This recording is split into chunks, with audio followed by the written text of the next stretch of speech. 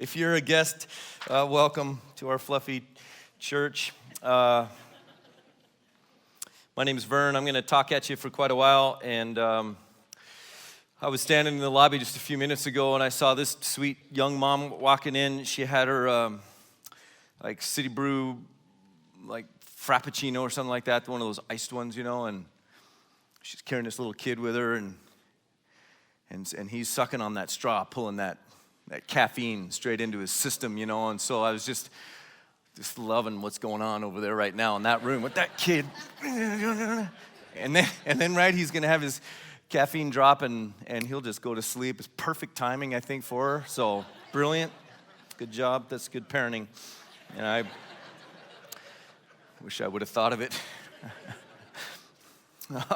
So we're in a series right now. This is the third week of 4 called How to Be Rich. This isn't about how to get rich. I don't want any part of that. Told you that first week in this, that God says that people who want to get rich fall into temptation and a trap and many foolish, harmful, and desires that plunge men into darkness. They get pierced with hardships, and so I was clear with you. I don't want any part of that in your life. That's how to get rich stuff. But how to be rich is how to acknowledge the riches that you do currently have, and then how to live in that biblically and appropriately. And one of the things about that, you guys, is managing your money well. And so every year we offer you an opportunity called Financial Peace University. Here's some information on the screens about when the next one is. We also call this FPU, and so Dave Ramsey's the teacher, and we facilitate it. It goes 9 weeks. One of the neat things about it is the average family during the 9 weeks pays off $5,300 in debt and saves $2,700. That's just in that 9-week run, and it's really transformative for lots of people. And so your credit card bills from the holidays are now a reality, and so this sure would be a good time for you to get rolling. You see when there's a free preview class last weekend of February, and then $99 to do the class, probably one of the best investments you'll ever make, so we make that available to you. You can sign up accordingly. You see green tent or online or whatever you want to do. All right, so hopefully you'll take us up on that if you need to, and most of us need to. Now, remember the first time you felt rich? I was in high school. First time I felt rich. I played a lot of golf growing up and played a lot of tournaments, and so I played this tournament in Bozeman and played well enough the first day to be in the Derby. How many of you know what a Derby is? Okay, got to explain the Derby. So the Derby is the top 10 guys of the day's play, then kind of play a mini tournament in the evening, all 10 guys start on the first hole, and you eliminate a guy per hole, so that when you get to the 9th hole, there's 2 guys left, and then they play that one out and then get a winner, right? Sometimes you do it in teams where there'd be 20 guys, and so they put the teams together based on their scores in teams of 2. And so that's what was the case on this one. Qualified for the Derby, was teamed up with a guy from Bozeman who actually kind of played a little out of his head, and so he qualified, and so we played together, and first hole, knocked it to about 8 inches, tap in. Next hole, we just moved on. Next hole, we kept going. We just stayed in. Teams were getting eliminated all the way through. And get to the 9th hole, it's me and this guy and another team. He hits it down the middle of the fairway. I knock it to about 8 inches. Tap in birdie, we win. Okay, so then we go into the pro shop, to get your winnings. And one of the other things about a derby is that you bet on a derby. So you are placing bets on teams. I'm sure Jesus is in favor of all of this. And so you if you're playing in the derby, you bet on yourself, right? That's just a confidence thing. You can't just not bet on yourself. So I bet on our team. But the deal is that nobody knew who I was because I was from Billings and just a high school kid, and nobody knew who he was. Well, nobody really trusted him because he'd played out of his head, so nobody bet on our team.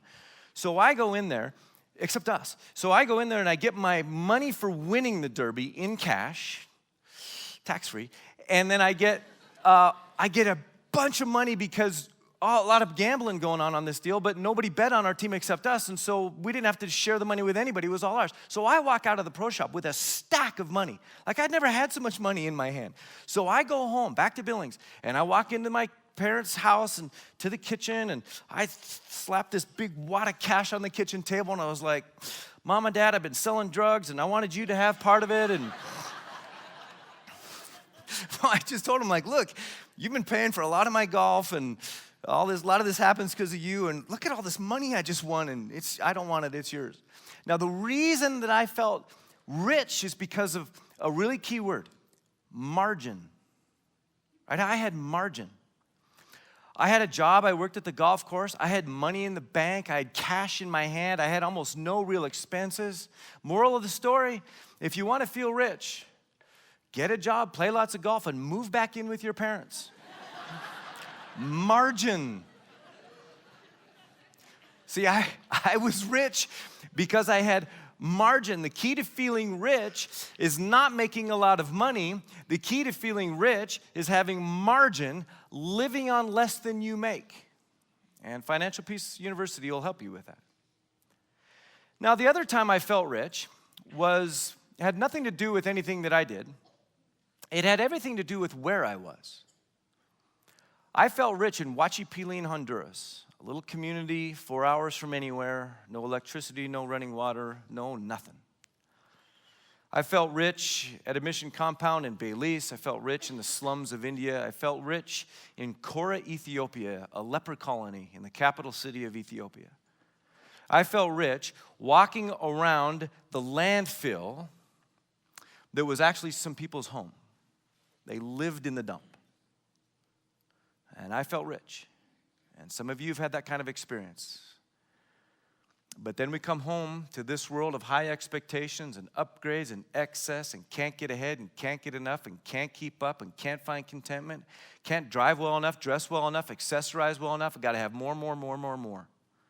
We come home and we get infected with a bad case of affluenza. Affluenza, a good word. It's a title of a book, and here's a definition of affluenza. It's in your notes and on the screens. A painful, contagious, socially transmitted condition of overload, debt, anxiety, and waste resulting from the dogged pursuit of more. And today we're going to inoculate ourselves against affluenza. We're talking about not how to get rich, but how to be rich. And last 2 weekends ago, we started this, and I spent the entire sermon convincing you that you're rich. That was my one goal in the whole sermon, just to convince you that you are rich, that you're actually a 1%er. That if you're making more than $2 a day, then you're living better than around half the population of the planet. Last weekend, we talked, and George, I thought, did a great job of acknowledging, okay, since we're rich, now let's not put our hope in riches, but in Him who richly provides. And we said that over and over again. Today, what we're going to work on then is the antidote to affluenza. And this is really how to be rich, how to act like a rich person, a biblical rich person. And so what we're going to do is look at the vaccine against affluenza, which is going to be you pre-decide percentage and progressively be generous. I'll show you that when we get there. So let's go to 1 Timothy 6. 1 Timothy 6 is our anchor passage. We're looking at this each week. And here Paul is talking to Timothy and introducing or instructing him to give a very specific message to rich people. Now, again, that's us. And let me just say this to you. If I did not do a good job of convincing you were rich 2 weeks ago, we can at least say this, that you need to pay attention to what I'm talking about today. Because even though you don't think you're rich, what I know about you is that you want to be rich. And just in case one of these days you cross that imaginary line and become rich, then you need to know how to be rich. You need to be good at it. And when you are good at it, it will set you apart from most of America. Because there are very few rich people that are good at being rich. So let's learn now so that when you cross that imaginary line, you can handle it.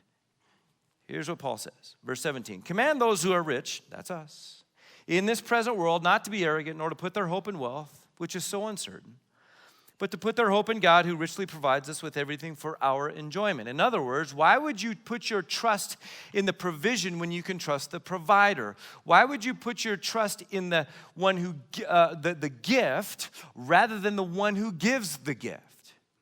We all know that at the end the riches go away. We all know at the end money doesn't matter. So why put your hope in riches rather than the one who richly provides? Okay, but how do you do that? As George talked about last week, like hope migrating. How do we make sure that our hope does not migrate from the one who provides to the provision? All right, so here's what happens. Here's what you do. This is how you keep your hope from migrating. Verse 18. Command them to do good. Okay, now this is interesting because he didn't command them to be good. Because all people are commanded to be good. And then the reality is that none of us are good. And that is why God sent Jesus to die, because of our badness. None of us are good enough. None of us can earn our way into God's favor. So he sends Jesus, dies for our badness, and gives us his goodness. Our badness on him, his goodness given to us.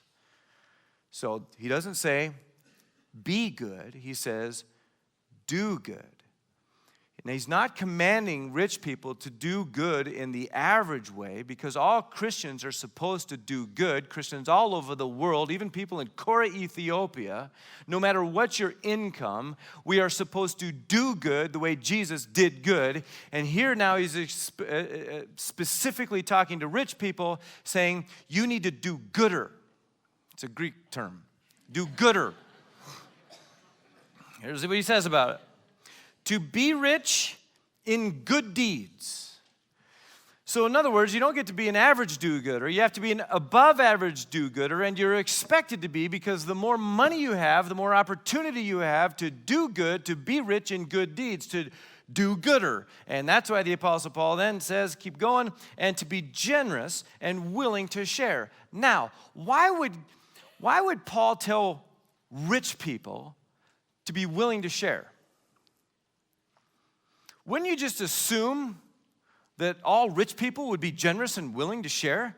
Doesn't extra sort of imply sharing? But you know that the opposite of that is true.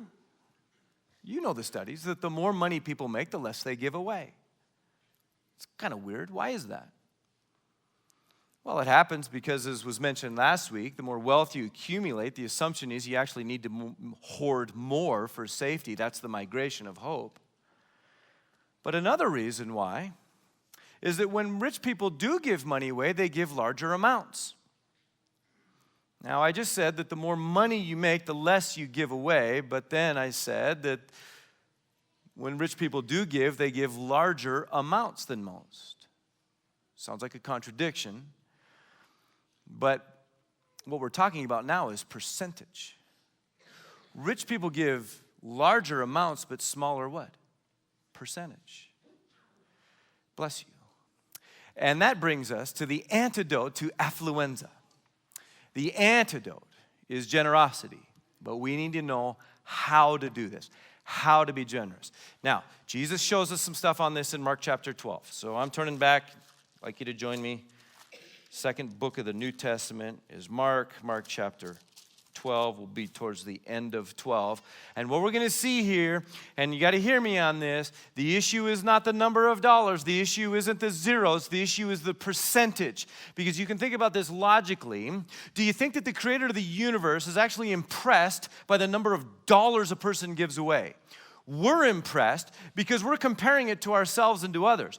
But God owns it all, and so he is not impressed with the amount. He's not impressed with the zeros. He's moved and impressed by the percentage. Now we know this because of something we see Jesus do and teach.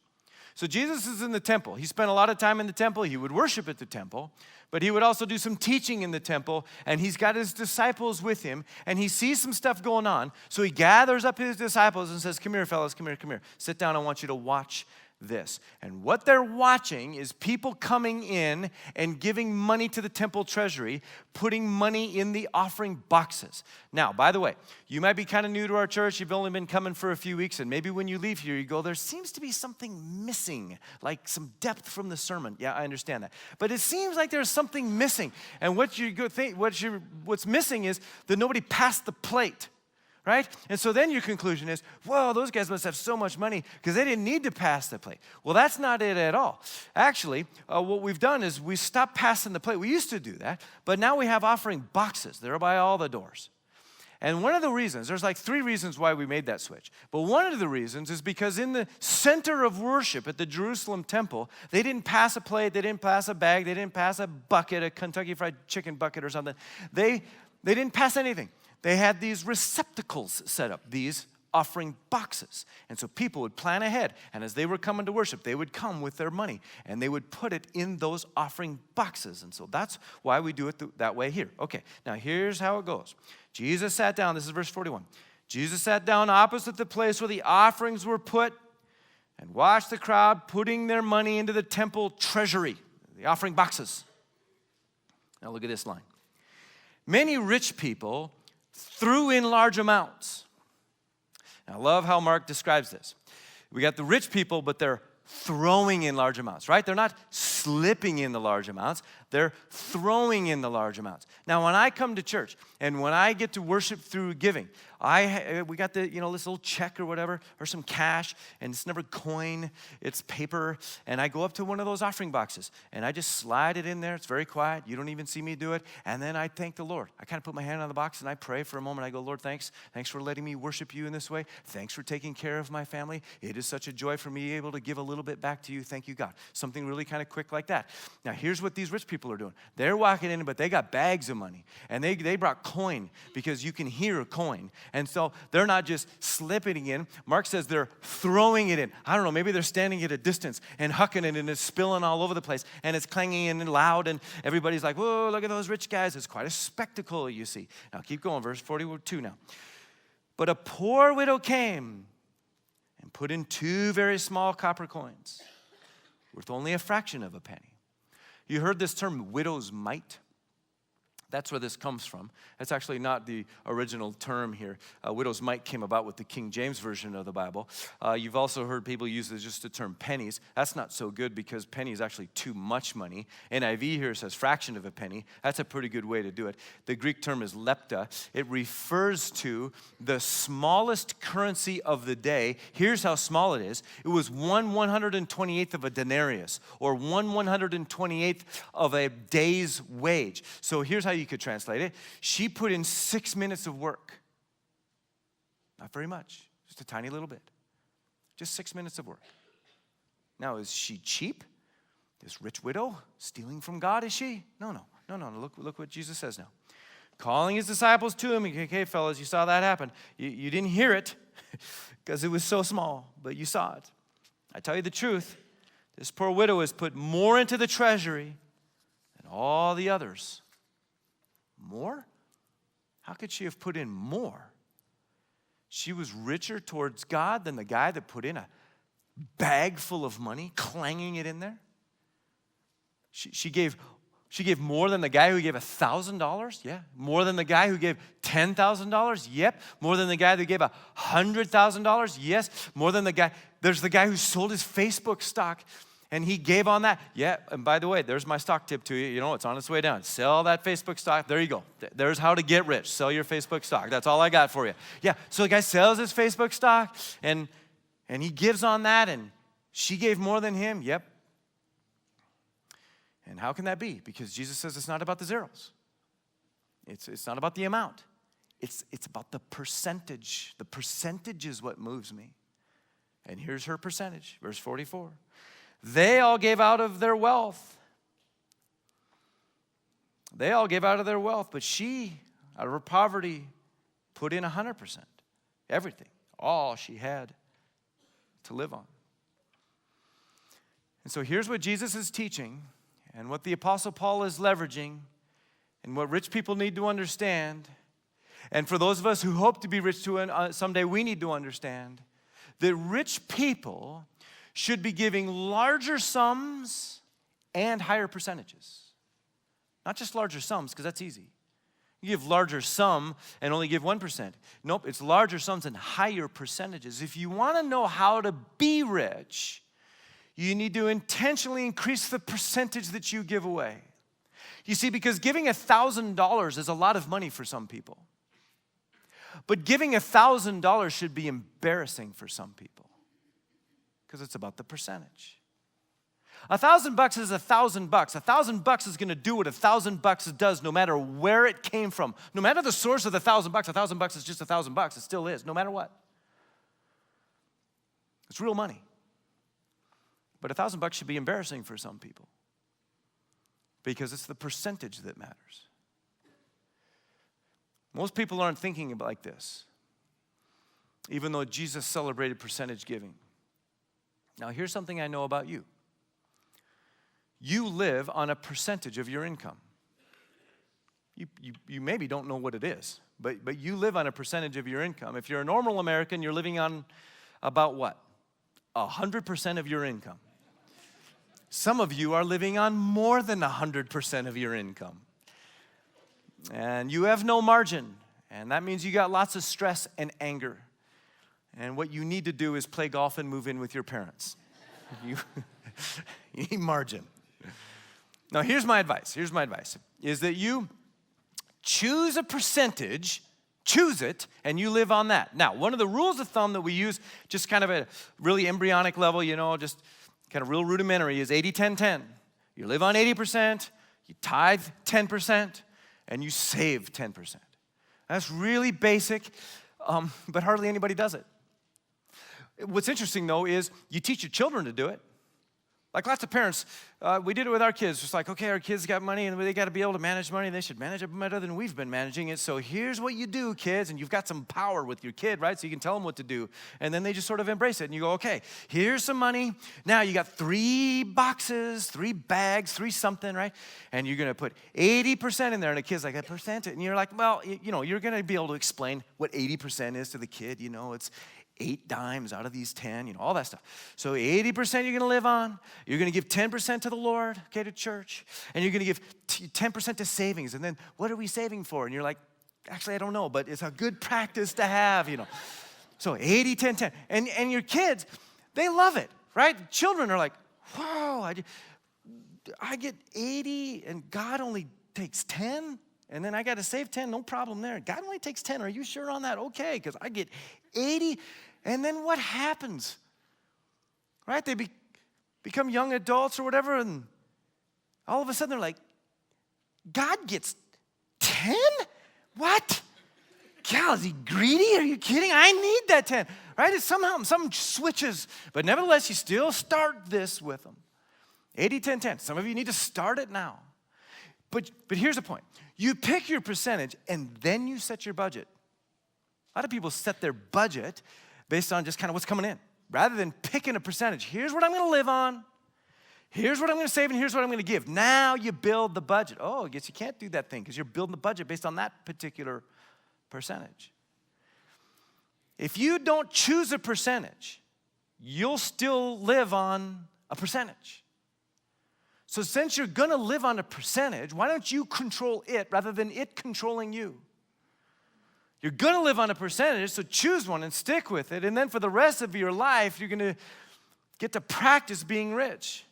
Jesus is not evaluating us based on amounts, but on ratios of income to giving, saving, and spending. And so here's kind of some practical things to think about. Just these 3 P's now I want to talk about. 3 P's to being a rich person. This is the serum, this is the inoculation, this is the vaccine for affluenza. You put these into practice. The first one is you pre-decide. You pre-decide. A word you could put in parentheses next to this one is priority. You prioritize. This isn't going to be spontaneous, you see, because you're going to pre-decide. Yeah, think about it this way. You've got to get the vaccine before the outbreak, right?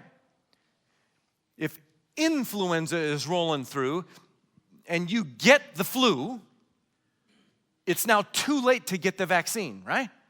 So you vaccinate yourself before the disease comes and tries to infect you. Okay, same thing with affluenza. Got to make generosity a priority. So you pre-decide what you're going to live on, what you're going to save, what you're going to give away. And if you want to be good at being rich, if you want margin, you've got to pre-decide how you're going to use it. If you do not pre-decide, with all the pressure that we face to live in affluence, You will drift towards, I promise you, you will drift towards spending too much money on yourself and finding your hope in your money. You'll never be good at being rich because now you're just going to constantly fight it. And once you've gone in there, it's hard to come back out. So you pre-decide now to be generous. You start now, even and especially if you're struggling financially, because pre-deciding, prioritizing is powerful. Many things are going to compete against it. It takes courage to stand your ground and order your life around the right priorities, but it's what people that are good at being rich do. Now, most Americans are spontaneous givers. Americans give somewhere around 6% per year to charity, but they do almost all of it by accident. It doesn't happen on purpose. Almost none of it's pre-decided. It's spontaneous. Somebody invites you to a fundraiser, you see a sad puppy or a starving child, and you're like, oh, I got to give money to that. And you react. Now, spontaneous is good, but really only after you've pre-decided the percentage that you are going to be giving away in your life. So, for example, I was in Butte last weekend. Worshiping at our Butte campus. It's the first time I've been able to be there since we moved into the auditorium at Butte High School. So it was really a great time for me to just love on that campus and to be a part of the work that God's doing there. But here's how that came about. Last summer, the Better Billings Foundation, which owns and operates our water park called the Oasis, did a fundraiser like they do every year. And so it was a classic dinner fundraiser kind of deal. So Ramey and I go to the fundraiser, and one of the things that came up for auction was a little package. There's a family at our church that runs an outfit called Elite Professional Bull Riding. And so they put on bull rides around the country. And their finals, their championships, were last weekend.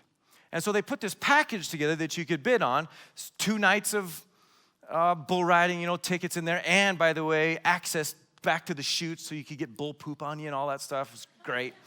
And then a hotel and some food and all that, okay? So I'm seeing that, I'm going, that works out just about right because I need to get to the Butte campus. February would be a good time to do that. I could go to the bull ride, take my wife on an extended date because, she likes bulls, I guess. And then we could go to the Butte campus. And so this comes up for auction, and I just start bidding, and I buy the thing. And so last weekend, we went to a couple of bull rides and then went to the Butte campus, and it was great. Now, the reason that could happen is because I had pre-decided what I'm giving. In other words, deciding to spend the hundreds of dollars I did on that did not affect what I give to my church. Right? I've already pre-decided I'm giving 10% to my church. That's what I do. So that didn't affect that. It didn't affect whether I had food to eat that month. It didn't affect paying for fuel to get there. It didn't affect any of that because I'd pre-decided, Ramey and I give up to another 10% over the 10% we give to our church. So we've got this pool of money for other things, for missionaries that we support, capital campaigns like fuel that we do at our church, fundraisers. We've pre-decided we've got this percentage that we give away. Okay, that's the power, the freedom, and the joy of pre-deciding. Okay, now that brings me to the second P, and that's percentage. You're not going to be sporadic about this. You're actually going to give a percentage. Now, what percentage? What percentage are you going to give away? I tell people, and hear me on this, especially those who cannot afford it, to give 10% of your increase. That's called a tithe. The Bible calls it a tithe, and tithe means tenth. Sometimes you hear people say like, yeah, I tithe about 6%. That's a nonsensical statement. I 10%, 6%. Like what? Tithe means tenth. So you're not a tither if you're not given a tenth. 10%. Now, the Bible says a lot about the tithe. We first learn about the tithe in the Bible in Genesis 14, very early. Genesis 14, a guy gets really grateful, and so he worships and he gives generously a tithe. That tithe happened 500 years before Moses, meaning 500 years before the Ten Commandments, meaning 500 years before God made it a law for the Hebrew people. So in 1500, 500 years after this Genesis 14 tithe, about 1500 BC, now it becomes law. The tithe is law of the land for the Hebrew people. 1,000 years after that, God calls the people who don't tithe thieves. Malachi chapter 3, he calls them robbers. He says, you are stealing from me. And they're like, well, how are we stealing from you? Because you're not bringing in the tithe. You're tithing 6%. It's nonsensical. Your tithe is a tenth. And so God says, if you're not doing that, you're robbing me. 500 years after that, Jesus affirmed the tithe, and the Apostle Paul assumed the tithe. And 2,000 years later, Christians are still practicing the tithe. It's got a 4,000-year history. Now, it is not a civil law that you must obey or you're going to be prosecuted. But it is a biblical and spiritual principle that funds God's work in the world through local churches. But also, and this is where you can get really inward and selfish on it if you want for a moment, it also prevents you from being arrogant and greedy and putting your hope in wealth. It helps you trust God rather than trust money. It's a vaccine. One of the reasons why God came up with the tithe is because he loves you so much. He wants you to be inoculated against the disease of affluenza. And one of the ways it happens is when you give 10% and somehow money loses its grip on you because you are trusting God rather than trusting your stuff. Now, for some people, starting at 10% is uncomfortable, but so is a colonoscopy, or so I've heard. And the colonoscopy has saved countless lives. For some people, starting at 10% is uncomfortable, but so is giving birth, or so I've heard. And you bring forth life. For some people, giving 10% is uncomfortable. But so is a shot in the arm. It keeps you from getting influenza. So yeah, it can be uncomfortable, but it could change your life. It's preventative. Being generous prevents you from being a bad and untrustworthy rich person. Generosity prevents you from getting arrogant and putting your hope in wealth. So you pre-decide to prioritize a percentage. Don't be sporadic. Pick a percentage to live on. Pick a percentage to give away. If I were you, I'd start at 10%, I'd tithe. Now, you know who else thinks that you should do that? People who tithe. There are people in the room right now who tithe. And they're kind of like tithe evangelists because they're so happy with what God has done in their life, because he promised blessing and protection, and now they get to live in the blessing and protection, that they wish you'd get to experience that too. So I got tithers all the time coming to me going, Vern, you got to tell people about the tithe. It's the best thing ever. And so here's how much I love you. Here's how much I'm pulling for you. Pull out that card. Should be in a seat pocket or on your seat somewhere around you. See that card there that says 90-day tithe challenge? Pull that thing out and look at it. If you're not a tither, this is for you. My gift to you, a 90-day tithe challenge. This is really simple how this works, you guys. Is all we're doing is jumping on this verse in Malachi chapter 3 where God says, test me in this and see if I don't bless you and protect you. And so just start tithing and let's just see what happens. And so we're kind of backing you is what we're doing. So if you're having trouble believing God in this, then at least you've got some backing of your church. And the way it would work is you make the decision, I'm going to tithe for 90 days, no matter what. 10% of my increase, I'm going to do it for 90 days. And if at the end of that 90 days you go, hey, God hasn't blessed me and hasn't protected me, you don't feel God's favor in your life or whatever, then you can come back to your church and go, hey, can I have that back? And we will give it back to you, no questions asked. Kind of a trip, but that's what we do. We've had hundreds of people do this in our church. And it's changed their lives. And people ask me all the time, hey, have you ever had somebody come back and ask for money back? And you know what the answer to that is? Yes. Two times. And in both cases, they were embarrassed and hesitant, but they were in such a position that they felt like the best thing they could do is get that back and try to get themselves out of the hole they're in. And we don't put a guilt trip on them or anything. We just pray for them and graciously give it back to them. And what they do is they usually say to us, like, we're going to try this again, but just right now we're just freaking out. And what I'd like to do is go like, no, you got to keep tithing because you need God's blessing and protection more than ever. But I don't do it. It was just no questions asked. But in general, the majority of people start seeing God's favor in their life, and they love it. And so just love you enough to back you And you see the terms on there, and you can fill that thing out and give it to us, and then we're going to encourage you and pray for you and watch what God does in your life. Now, here's an example of a family who did this, and our tithe evangelists. Listen to these guys. My name's Jesse Martin. This is my wife, Janet Martin. We've been attending Harvest in the Heights now for about 6 years. About 3 years ago, Vern did a series called In God We Trust, and it was all about tithing and our responsibilities and what God asked us to do around that.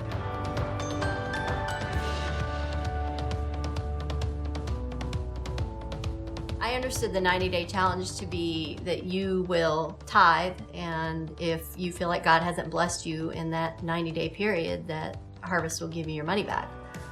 But I think when we signed it, I knew we would never ask for that money back.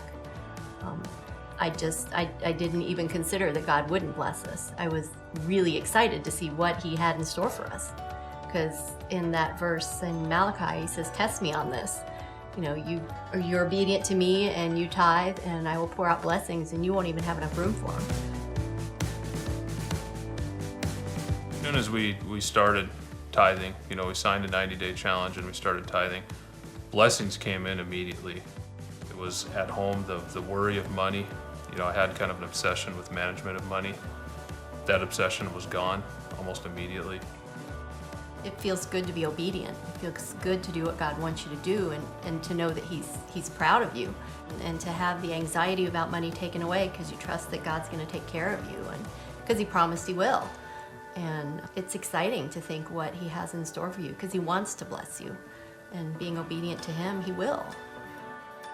So I encourage everyone to give the 90-day challenge a try. I mean, it changed our lives. We had before 90-day challenge and after 90-day challenge is how we look back on it. And the peace that it has given us and the benefits have been way more substantial than we ever would have imagined.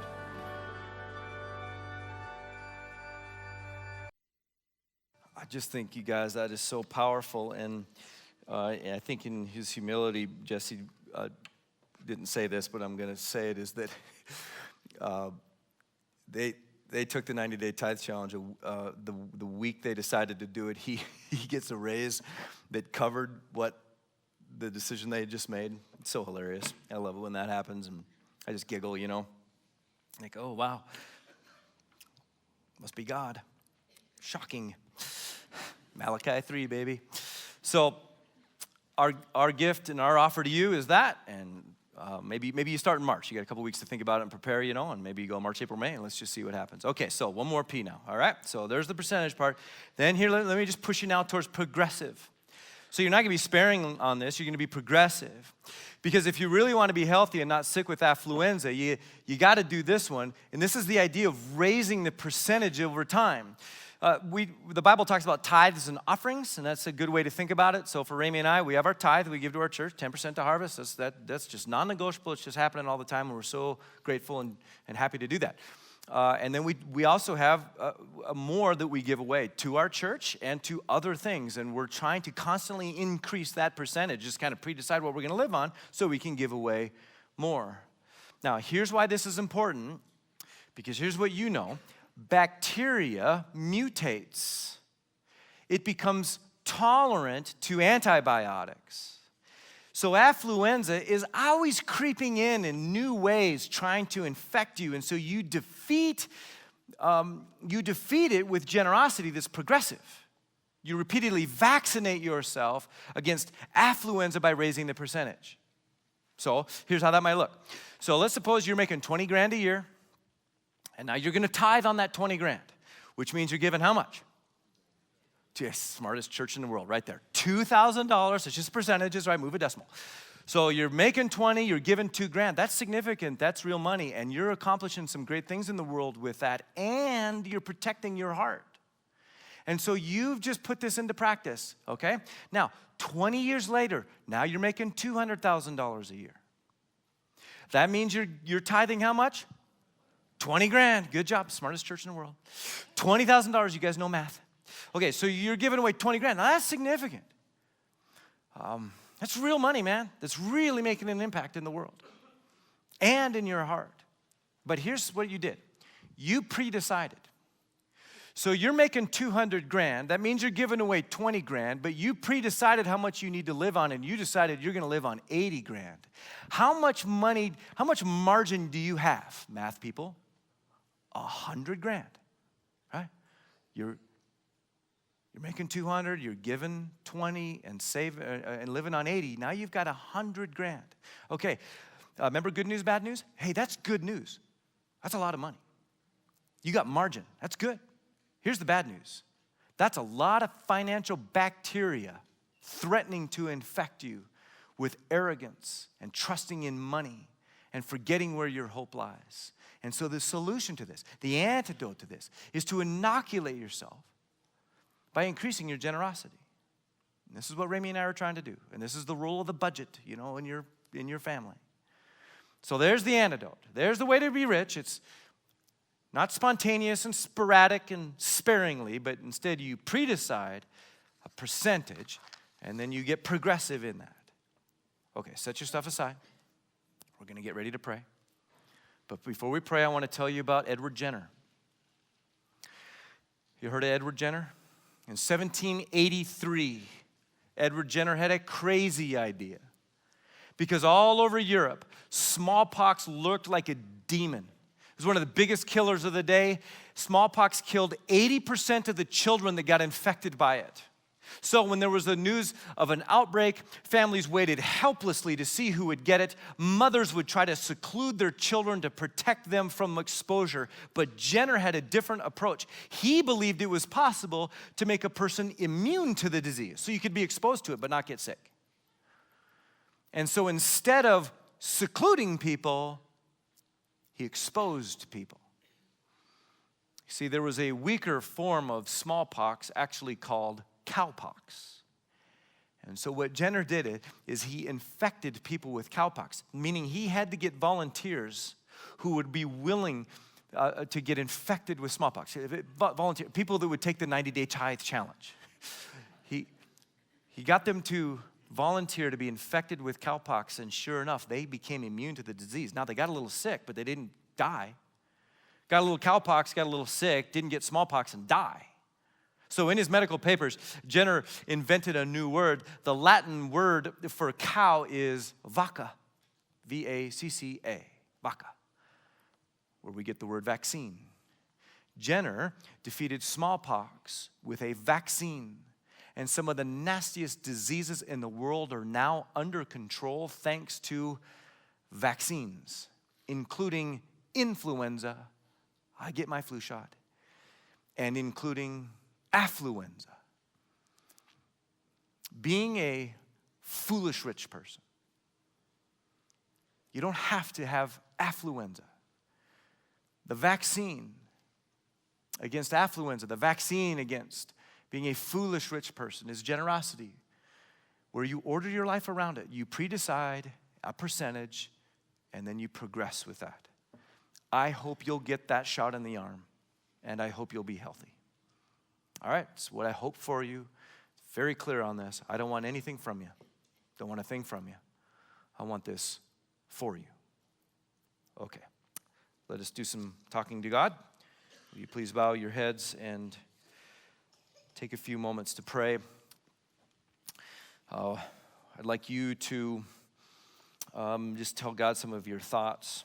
The Holy Spirit is here helping us understand God and even feel His presence. And then I'm going to break in here in a moment, and we'll see if God's saving people today, give people a chance to become a Christian.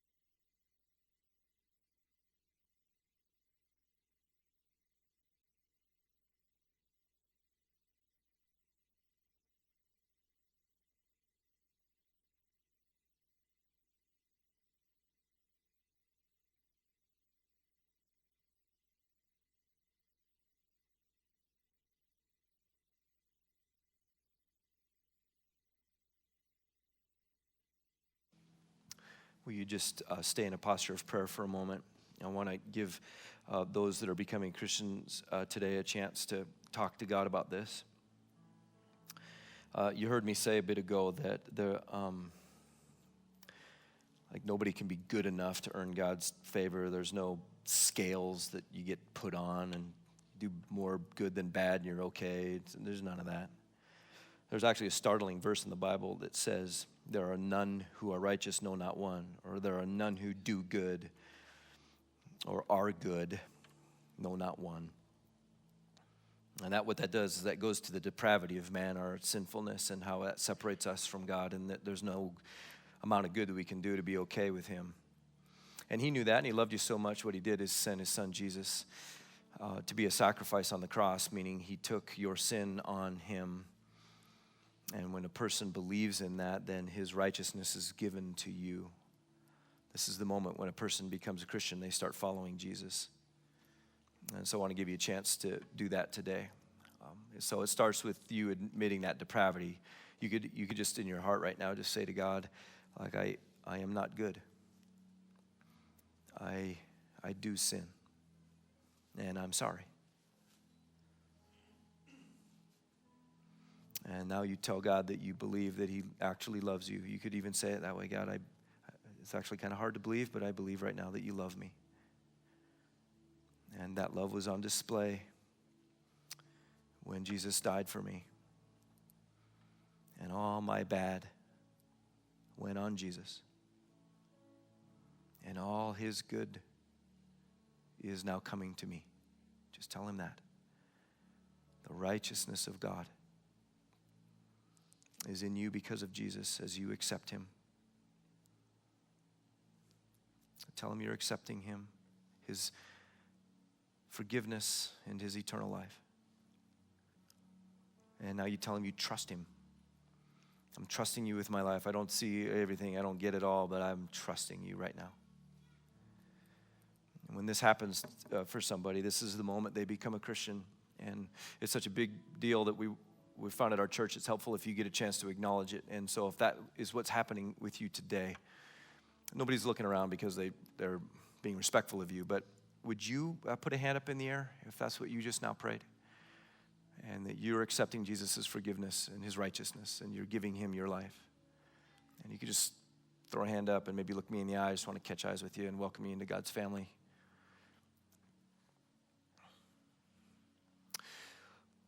Okay, Lord, now I just want to pray humbly and compassionately over our church and over me and Ramey and my family.